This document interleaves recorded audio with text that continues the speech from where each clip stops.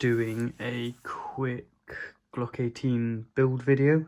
So I've got everything disassembled over in the corner over there. So I'll start putting things together bit by bit. I'm going to be using a Shooter's Design two-tone slide. These are very old. I think this one I got is about 15 years old. So they're of that era where Tokyo Marui stuff or Glock 18 stuff didn't really fit together properly. So yeah, let's start. So first things first, there is a little disconnector, an extractor here that I've already pre-fitted because it's fiddly. It's quite common on a few of the older slides. It's purely aesthetic, doesn't make a difference to performance. The front extractor, put that in there. You can put in your blowback unit. Blowback unit has a piston head. Inside the nozzle, you've got your nozzle valve and the blocker. The blocker secured by a screw there.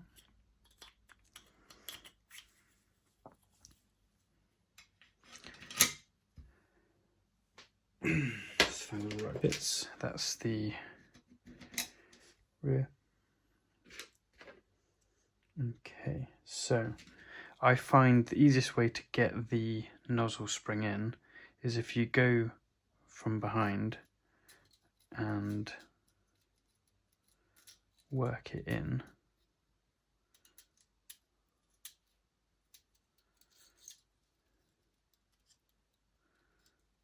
In fact,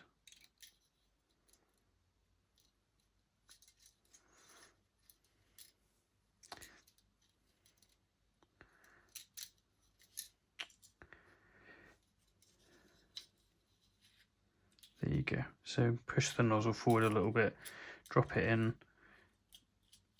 coax it in, and then you can just use a screwdriver to pop it in place. There's no point in trying to do it all in one go retained because it's a nightmare. It falls apart. It's really easy to get wrong. Right, so that's that. You've got your selector. With the selector, I'm struggling to grab it right now. The selector spring.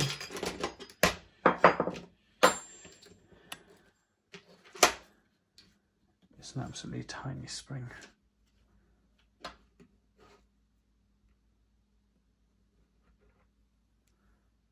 There you go, you can just about see it. That goes in there. And then I've got a Guns Modify brass detent. I end up keeping a few of these because they quite commonly go missing, especially with the modified spring that goes in here. So now carefully fit this. You then take a flathead screwdriver and you very carefully push the detent in. What you sometimes have to do is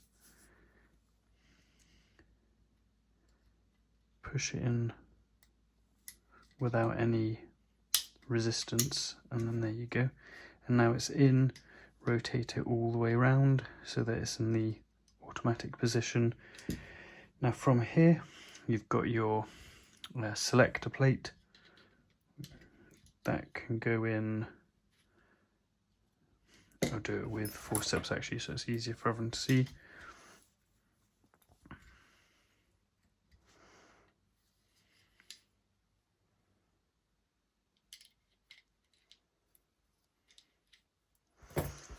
And then you just use the screwdriver to get the spring in. There you go. That's that. You've now got this blocking plate that stops it all from sliding around. As you can see, I've had to file this a bit so that it doesn't interfere with the action of the slide. So that goes there. You've then got your rear sights. These are Nineball hybrid sights. Very, very good sights in my opinion. The rear sight screw. These rear sight screws are custom machined by Guns Modify. They're made in hardened steel. They're very robust. I find a lot of the screws that are selected by Tokyo Marui, by other people, they're crap quality. They're not very good. The Guns Modify ones are really, really good, and they're a nice wide head on there as well, so they're hard to strip. I bought them in packs of, I think I bought them in a pack of 100, because that's what I had to do to be able to get some off of Guns Modify. Front sight, again, it's a hybrid sight, so that goes in where the front sight goes. You then got your front sight screw. If it were a flat screw or a smaller head screw, you would need a washer just to fill the gap. However, because there's quite a large screw, you don't need the washer. There's enough contact area. There you go.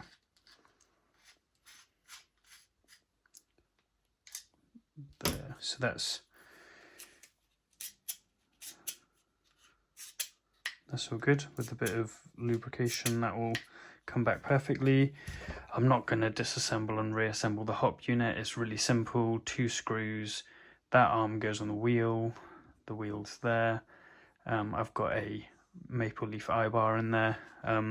This is just a sort of standard Garda hop assembly. They're fine for the money. I wouldn't recommend them, but I've used it because I've had to have got it spare. That slots in nicely there. That goes there. Guide rod. There you go. That's all done. Nothing missing. No. So when you are building these, there's a couple of things to look at. First of all, you don't want to over tighten this screw here. What will end up happening if you over tighten it is that the selector plate won't move. But you don't want it too loose, because if you have it too loose, the front of the blowback unit there lifts and it ends up catching. So I've filed mine down, as you can see, to sit flush with the slide. These Garda ones sit a little bit too proud on the older slides. On the newer and on Garda slides, they don't need quite so much modification, but it's Garda, so it almost always needs modification. Anyway, that's the slide done. So now we've got the frame and the hammer assembly. So first of all, you're going to take your sear. Your sear goes in there, as you can see it sits there. You need the right pin. Is that the right one? It is.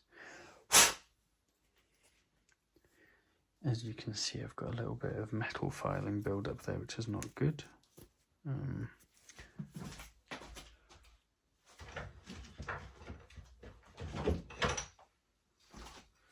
we go. There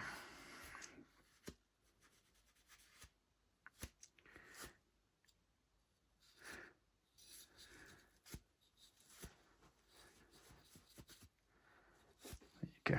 That's better. Right, so pin. In fact, it's easier to do it from the other round. So pin goes in from the right hand side. Selector goes in first. I've now got these two. So conventionally, this is done in the job of one spring. However, if you use Guns Modify parts, they've split it out into 2 springs, as both springs are stronger. So the first spring that goes in place is this, I guess your sear return spring, so that goes in there. This is always a nightmare to get right first time round. So what you do,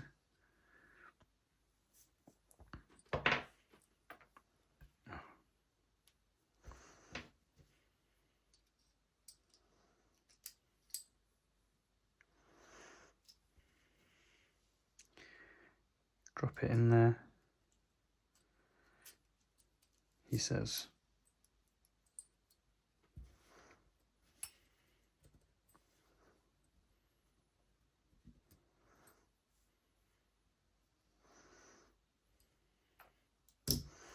so the way you drop this in is you got an end with an L shape and a straight end. You want the straight end resting up against the sear.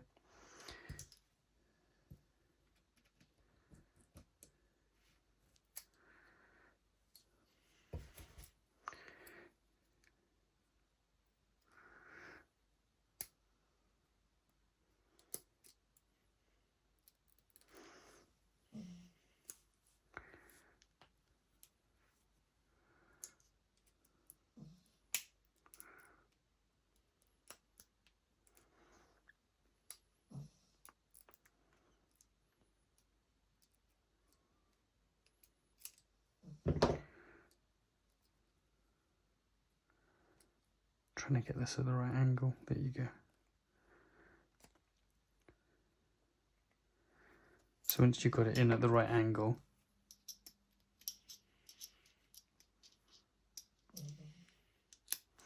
you can push your screwdriver through and line it all up. There you go. Apologies if you can hear my dog snoring in the background.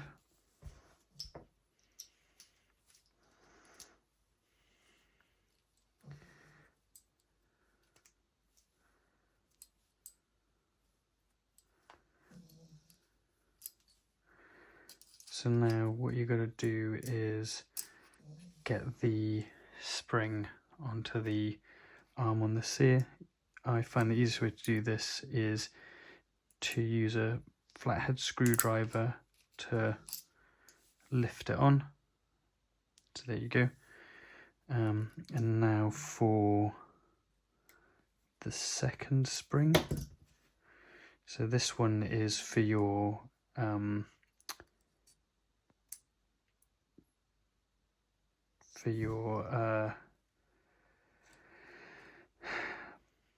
firing pin, your valve knocker. Let's put it in the wrong way around. So you put this in with the short arm pointing up.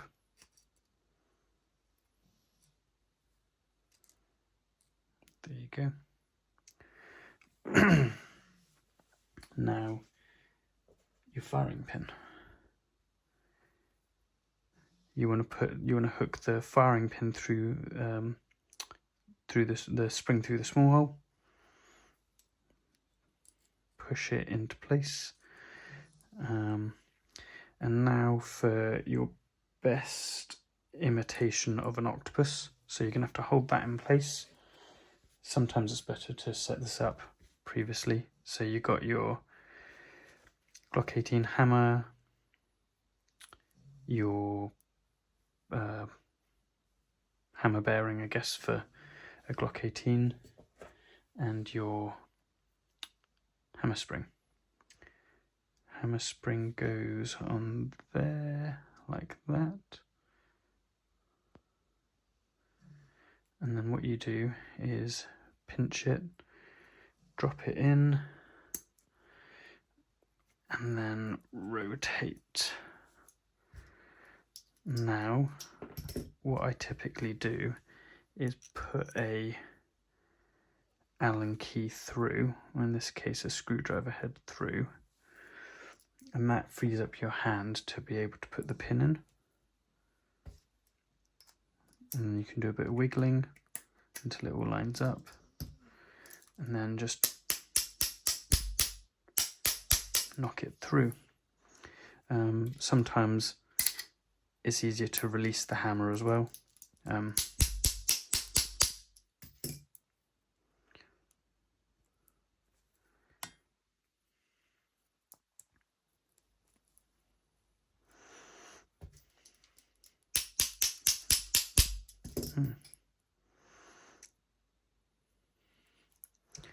It's not quite lined up perfectly.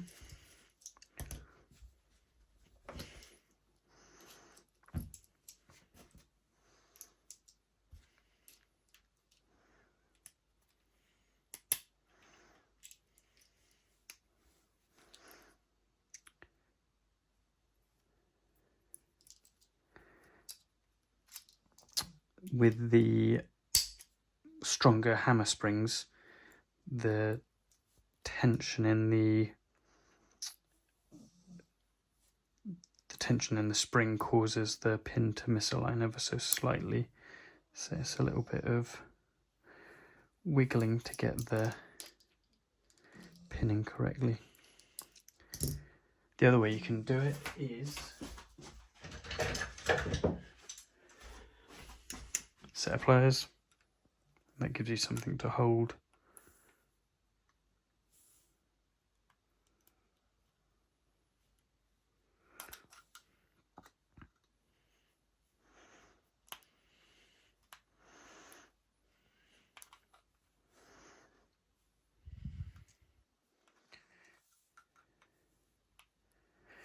These hammer pins are not rounded on the ends, so it makes it a little bit more challenging.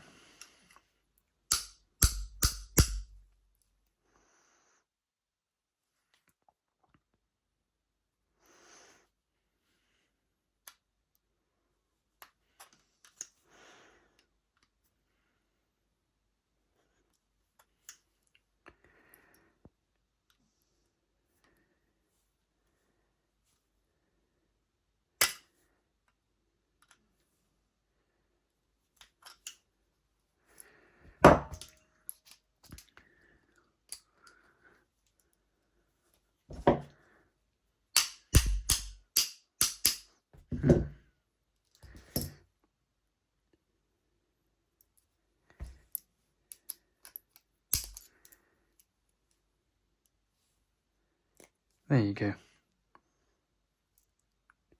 Just needed to line up properly. Alright, so that's the hammer mechanism done. You can always check you've done it right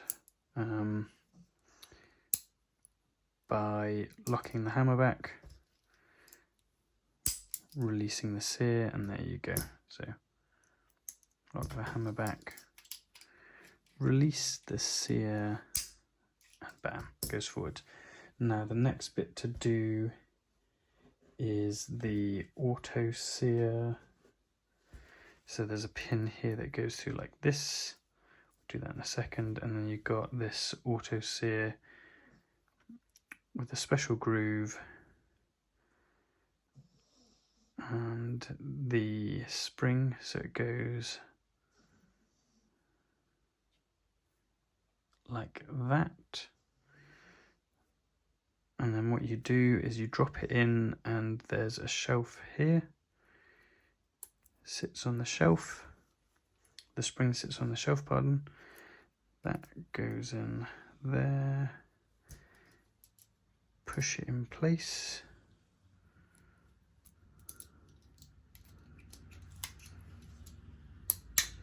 There you go. And now you can test that you got the spring in correctly, because when you pull the hammer back once, the sear does nothing. Second time round, the sear drops in, and then you can release the sear like that and release the hammer. There you go. And if you push it down, you should see that the auto selector sits level with the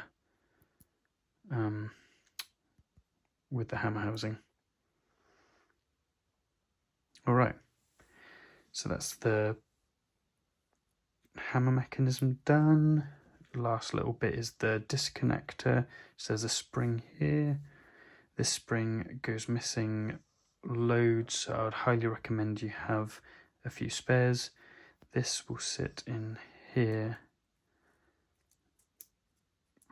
like that, and if you've done it right, it will pop like that. I'm going to put that face down for now so the spring doesn't go anywhere. Right, so let's build up the rest of it. Okay, so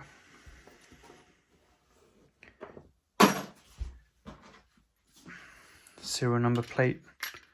I would highly recommend replacing these with the Garda ones just because they're easier, they're nicer, they're less trouble. So trigger can go in first, your front rail can go in next. In fact, actually, for the purposes of visibility, this will be easier. So your magazine catch spring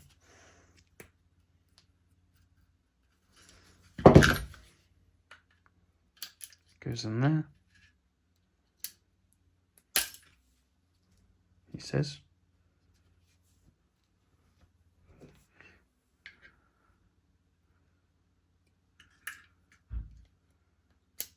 There you go. So that's there. If you put your magazine catch in, there you go, and then all you do, I'll do it with a screwdriver because it might show a bit easier. So all you do is catch the spring and twist it round and it's in place. So that's that, that was easy. Serial number plate.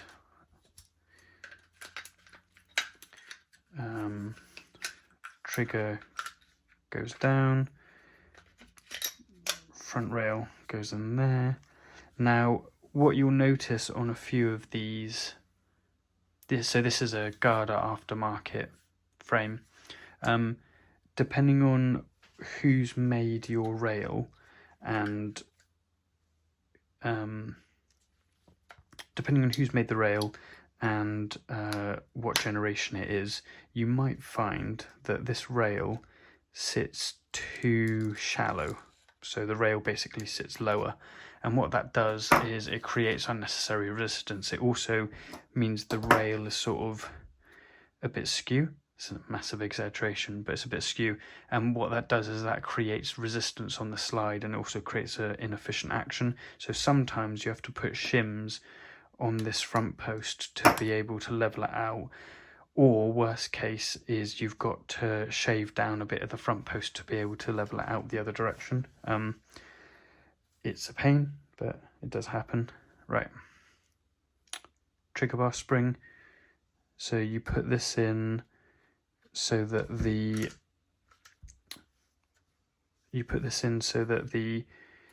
spring is effectively facing the top there and facing away from you horizontally there, and then you hook it over the trigger bar.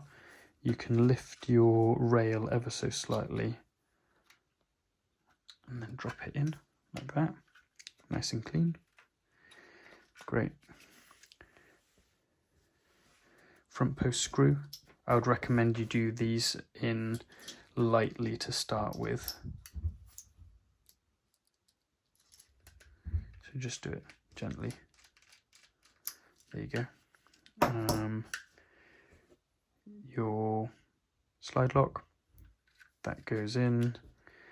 You push the pin down, the spring down, sorry, and then get it in.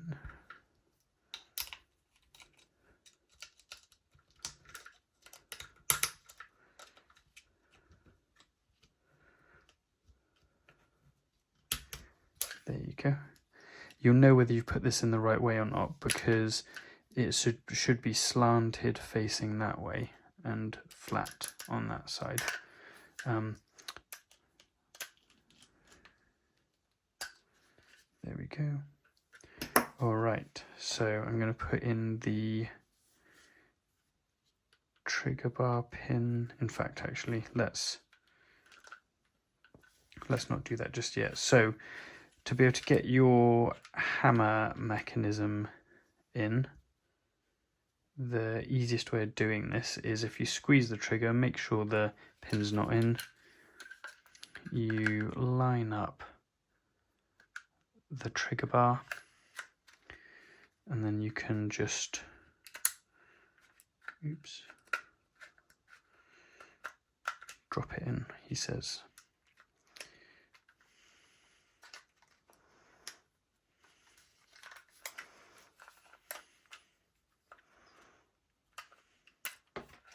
Right, I've lost that. As you've seen, it goes missing. There you go. So squeeze the trigger, drop the pin in, drop the trigger bar in. Oh, that's why it was catching. Make sure your pins are in properly. There you go. And that slots in nicely. That's retained in with a rear body pin and a retaining screw on the top. If you talk to people like Guns Modify, they don't think that the screw on the top is necessary. I don't think it's always true. I've seen a few builds where it is necessary. Yeah, right. Slide catch, that goes in. There we go. Sometimes it's easier to do it from one direction than another. You can use a screwdriver to line everything up and then push it through. There you go. Easy. And then check it's all lined up. There you go.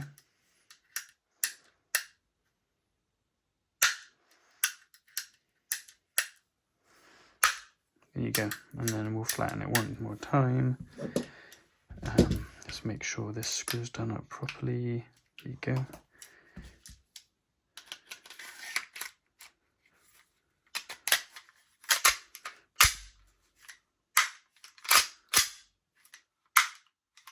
All done. There you go, built. You can fit mag wells, they go in there. I haven't figured out for this one yet. All right, there you go. Thank you very much for watching.